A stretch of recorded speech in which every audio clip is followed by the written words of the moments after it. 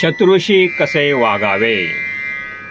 मित्रांनो, शत्रूशी कसे वागावे हे परिस्थितीनुसार आणि तुमच्या ध्येयावर अवलंबून असते.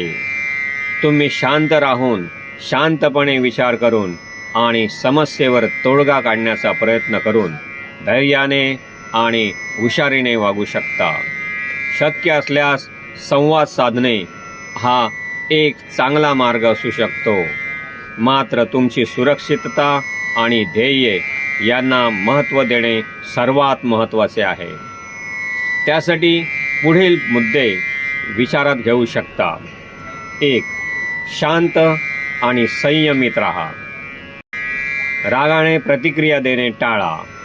शांत राहून परिस्थितीचा विचार करा. 2. समस्येवर लक्ष केंद्रित करा.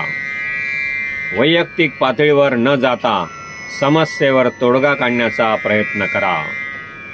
3. हुशारीने संवाद साधा. चाणक्य नीतीनुसार शत्रूशी बोलताना हुशारी वापरा. शक्य असल्यास संवाद साधून गैरसमज दूर करण्याचा प्रयत्न करा. 4. स्वतःची सुरक्षितता जपा. जर परिस्थिती धोकादायक वाटत असेल तर शांतपणे आणि सुरक्षितपणे तेथून बाहेर पडण्याचा मार्ग शोधा.